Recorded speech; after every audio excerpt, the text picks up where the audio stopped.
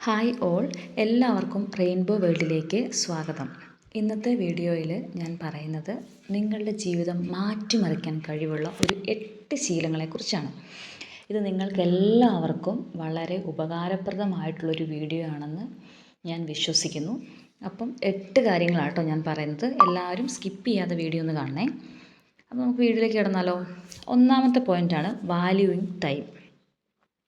സമയം എന്ന് പറഞ്ഞാൽ എല്ലാവർക്കും ഒരുപോലെയാണ്. 24 മണിക്കൂറേ ഉള്ളൂ. ആ സമയം നമ്മൾ എങ്ങനെ വിനിയോഗിക്കുന്നു എന്നതിലാണ് കാര്യം. അപ്പം നിങ്ങളുടെ സമയം നിങ്ങൾ 1 മിനിറ്റ് പോലും വേസ്റ്റാക്കാൻ പാടില്ല. അതുകൊണ്ട് തന്നെ നിങ്ങളുടെ കയ്യിലുള്ള ഈ സമയം നിങ്ങൾ പാഴാക്കാതെ നിങ്ങളുടെ ലക്ഷ്യത്തിന് വേണ്ടി നിങ്ങൾ ഉറപ്പായിട്ടും വർക്ക് ചെയ്യണം. നമ്മൾ വർക്ക് ചെയ്യുന്നതനുസരിച്ച് നമ്മുടെ എനർജി കൂടുകയാണ് ചെയ്യുന്നത്. ആ കാര്യം എല്ലാവരും ഒന്ന് മനസ്സിലാക്കണം കേട്ടോ. പിന്നെ അതുപോലെ തന്നെ നിങ്ങളൊന്നും ചെയ്യുന്നില്ല, വെറുതെ വീട്ടിലിരിക്കുന്ന ആൾക്കാരാണെങ്കിൽ ഒരു ദിവസം എന്തെങ്കിലുമൊക്കെ ഒന്ന് പഠിക്കാൻ നിങ്ങളുടെ സമയത്തെ നിങ്ങൾക്ക് ഉപയോഗിക്കാം. അപ്പോൾ രണ്ടാമത്തെ പോയിൻ്റ് എന്ന് പറഞ്ഞാൽ continuous learning leads to growth. നിങ്ങൾ ദിവസവും എന്തെങ്കിലുമൊക്കെ പഠിക്കണം. പഠനം വെറുതെ ഒന്നും ആവത്തില്ല അല്ലേ. നമ്മുടെ ലൈഫിൽ നമ്മുടെ ജീവിതം തന്നെ ഒരു വലിയ പാഠമാണെന്നൊക്കെ വലിയ വലിയ ആൾക്കാരൊക്കെ പറഞ്ഞു കേട്ടിട്ടുണ്ട്. അപ്പം നമുക്ക് ഓരോ ദിവസവും ചെറിയൊരു ദിവസത്തിൽ നിന്ന് തന്നെ നമുക്ക് എന്തെങ്കിലുമൊക്കെ പഠിക്കാൻ പറ്റും. പിന്നെ കണ്ടിന്യൂസ് ആയിട്ട് നിങ്ങൾ എന്തെങ്കിലുമൊക്കെ വായിക്കാൻ ശ്രമിക്കുക. അതിൽ നിന്നൊക്കെ ഒരുപാട് പാഠങ്ങൾ നമുക്ക് പഠിക്കാവുന്നതാണ് കേട്ടോ. മൂന്നാമത്തെ ഒരു പോയിൻ്റാണ് ഡിസിഷൻ എന്ന് പറഞ്ഞാൽ നമുക്ക് നമ്മുടെ കാര്യങ്ങൾ നമ്മൾ തന്നെ തീരുമാനിക്കാൻ, സ്വന്തമായി തീരുമാനമെടുക്കാൻ വേണ്ടിയിട്ട് ഒരു കഴിവ് നമുക്കുണ്ടായിരിക്കണം. എല്ലാം എപ്പോഴും ചെന്ന് വേറൊരാളോട്, ഒരു ഫ്രണ്ടിനോട് അല്ലെങ്കിൽ വീട്ടിലുള്ളവരോട് അങ്ങനെ ചോദിക്കാതെ നമ്മളുടെ കാര്യങ്ങളിൽ കറക്റ്റായിട്ടൊരു തീരുമാനം എടുക്കാനുള്ള ഒരു കപ്പാസിറ്റി നമുക്കുണ്ടായിരിക്കണം. ഇനി അതൊന്നും ഇല്ലാത്ത ആൾക്കാരാണെങ്കിൽ അത് നിങ്ങൾ എന്തായാലും ഉണ്ടാക്കിയെടുക്കണം. അതാണ് ഡിസിഷൻ മേക്കിംഗ് കേട്ടോ. അടുത്ത പോയിൻ്റ് നോക്കാം. Surroundings with positive peoples. നമ്മുടെ ചുറ്റുപാടും എപ്പോഴും നല്ല പോസിറ്റീവ് ആൾക്കാരെ കൊണ്ട് നിറയുന്നതായിരിക്കണം. നമുക്കെപ്പോഴും എവിടുന്നെങ്കിലുമൊക്കെ നെഗറ്റീവാണ് വരുന്നതെങ്കിൽ നമ്മുടെ ലൈഫും അങ്ങനെ തന്നെ ആയിപ്പോവും. അപ്പം എപ്പോഴും ശ്രദ്ധിക്കേണ്ട ഒരു കാര്യമാണ് നമ്മുടെ സറൗണ്ടിങ്സ്, നമ്മുടെ ചുറ്റുപാടുമുള്ള ആൾക്കാർ, നമ്മളുമായിട്ട് സംസാരിക്കുന്നവർ, നമ്മളുമായിട്ട് ഇൻട്രാക്ട് ചെയ്യുന്ന ആൾക്കാർ, അവരെല്ലാവരും മിക്കവാറും പോസിറ്റീവായിട്ട് ചിന്തിക്കുന്നവരായിരിക്കണം. ഒരു കാര്യം നിങ്ങൾ മനസ്സിലാക്കണം, നമ്മുടെ ലോകത്തൊരു 85% ആൾക്കാരും വളരെ നെഗറ്റീവ് അടിച്ചിരിക്കുന്ന ആൾക്കാരാണ്. അപ്പം നിങ്ങൾക്ക് ഇങ്ങനെ നെഗറ്റീവാണ്, അല്ലെങ്കിൽ അവർ നെഗറ്റീവാണ്, അല്ലെങ്കിൽ ഇന്നയാൾ നെഗറ്റീവാണെന്ന് നിങ്ങൾക്ക് തോന്നിയാൽ പെട്ടെന്ന് തന്നെ അവിടുന്ന് രക്ഷപ്പെടാനുള്ള വഴി നിങ്ങൾ എന്തെങ്കിലുമൊക്കെ കണ്ടുപിടിച്ചോണം കേട്ടോ.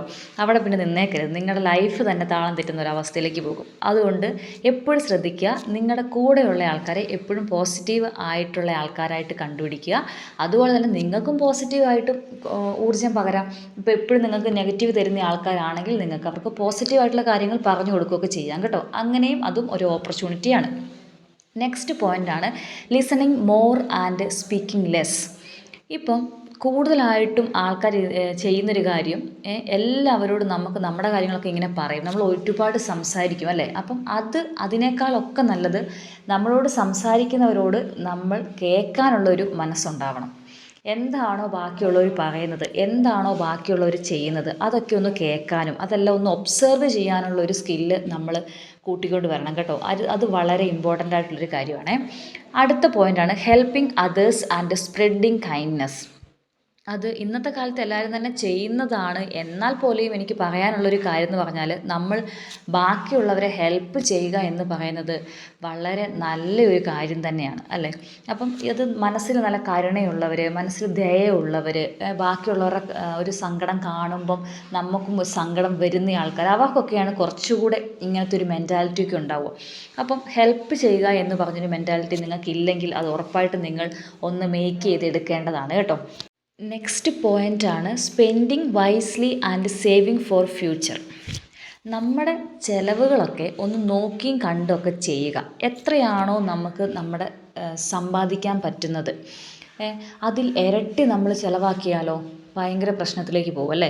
അപ്പം നമ്മുടെ സമ്പാദ്യം എത്രയാണോ നമുക്ക് വരുന്നത്, അതിൽ നിന്നും നമുക്ക് ബാക്കിയുള്ള എല്ലാ കാര്യങ്ങൾക്കും മാറ്റി വെച്ച് കഴിയുമ്പോൾ നമുക്ക് എന്തൊക്കെ കാര്യങ്ങൾക്ക് ചിലവിന് നമുക്ക് എത്ര പൈസ മാറ്റി വെക്കാം, അല്ലെങ്കിൽ നമുക്ക് എങ്ങനെയൊക്കെ നമുക്ക് ഈ പൈസയെ ഡിവൈഡ് ചെയ്യാം അല്ലേ.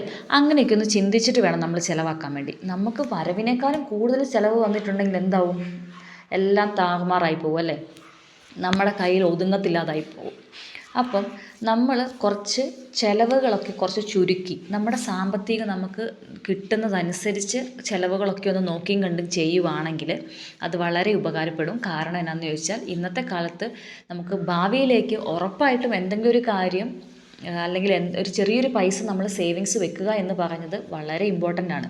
നമ്മുടെ ആരോഗ്യം നമുക്ക് എത്ര നാളുണ്ടാവും, അല്ലെങ്കിൽ നമ്മൾ എത്ര നാളത്തേക്ക് നമുക്കിങ്ങനെ നമ്മളിപ്പോൾ ചെയ്യുന്ന പോലെ മുമ്പോട്ട് പോകാൻ പറ്റും എന്നൊന്നും നമുക്കറിയത്തില്ല. അപ്പോൾ നമ്മൾ പണിയെടുക്കാൻ പറ്റുന്ന കാലം, നമുക്ക് വർക്ക് ചെയ്യാൻ പറ്റുന്ന അത്രയും കാലം നമ്മൾ ക്ലിയറായിട്ട് വർക്ക് ചെയ്യുന്ന സമയത്ത് കുറച്ചെങ്കിലും പൈസ നമ്മൾ സേവിങ്സ് ആയിട്ട് എടുത്തു വെക്കേണ്ടതായിട്ടുണ്ട് കേട്ടോ. അപ്പം ഇത്രയും പോയിൻറ്റ്സ് ഞാൻ പറഞ്ഞത് എല്ലാവർക്കും മനസ്സിലായെന്ന് വിചാരിക്കുന്നു. ഈ വീഡിയോ നിങ്ങൾക്ക് ആർക്കെങ്കിലുമൊക്കെ ഇഷ്ടപ്പെടുകയൊക്കെ ആണെങ്കിൽ അല്ലെങ്കിൽ ഇത് ഹെൽപ്ഫുൾ ആണെന്ന് തോന്നുവാണെങ്കിൽ ഒന്ന് ലൈക്ക് ചെയ്യാനും ഷെയർ ചെയ്യാനും കമൻറ്റ് ചെയ്യാനൊന്നും മറക്കരുത് കേട്ടോ.